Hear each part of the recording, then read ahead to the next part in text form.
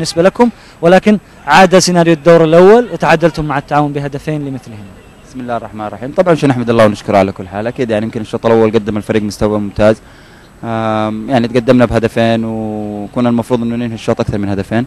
الشوط الثاني طبعا طبيعي انت عارف يعني انه بيكون في حرص على النتيجه، يعني ما حصلت اشياء كمان يعني خارج عن ارادتنا، يعني يمكن الفريق كله يعني يمكن زي ما شفت يعني المباراه للاسف يعني اتجهت لاتجاه ثاني غير المستوى الفني، لكن الحمد لله على كل حال. يعني انت عارف هذه كرة قدم، وكرة القدم اخطاء يعني، وحصلت اخطاء يعني واستغلوها التعاون وسجلوا التعادل، الحمد لله على كل حال. كنت انا قريب اثناء نزولكم الملعب مع بداية المباراة، كنت تقول لزملائك يعني نريد ان نفوز باقل الخسائر حتى باقل الاصابات، يعني ما حدث، لم يفز النصر وطلع ابراهيم وطلع فيجارو. والله شوف، طبعا احنا بتتكلم انه انت لما انت تتكلم هذا الكلام على اساس انه احنا نحرص على المباراه بقدر وانه ما نبغى احنا مثلا اللاعب انه يؤدي في وقت، احنا اكيد طبعا كل لاعب له طاقه واحنا بشر يعني في الاول وفي الاخير.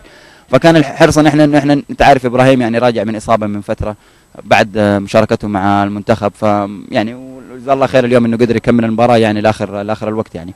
ف يعني هذه كره القدم يعني، حاولنا وجاتنا الفرصه في يدنا، لكن الحمد لله هذه كره القدم يعني، ما في الاول وفي الاخير نحمد الله ونشكره على كل حال. لماذا تقيم فريق يتقدم بهدفين ثم يتراجع للتعادل؟ والله شوف، دائما هي كره القدم كذا يعني، ياما فرق كبار يعني تقدموا بنتيجه هدفين ويجي الشوط الثاني ويجي فيهم التعادل، هذا شيء طبيعي يعني، هذه كره قدم يعني في الاول وفي الاخير هذه كره قدم.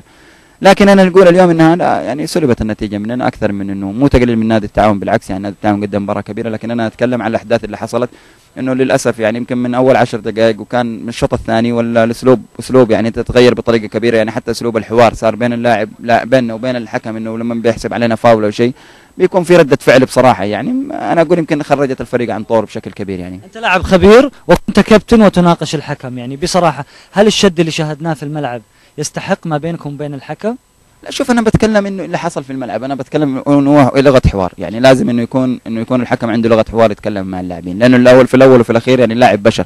طبعا الان بيطلعوا مجموعه واللي بيقول مثلا انه لازم خبره وهدوء والكلام هذا كله، طبعا هذا شيء اكيد، لكن في الاول وفي الاخير احنا بشر يعني، الجبال بتتاثر يعني من عوامل الطبيعه، فما بالك احنا البشر يعني.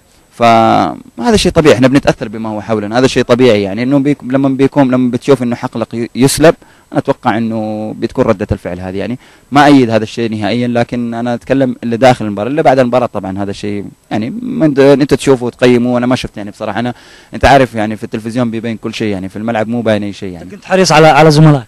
والله طبعا اكيد طبعا يعني، انت عارف يعني ما احنا ناقصين مثلا انه يصير شيء بعد المباراه ويتوقف لاعب وهذا، فهذا اللي كان يعني الهدف منه.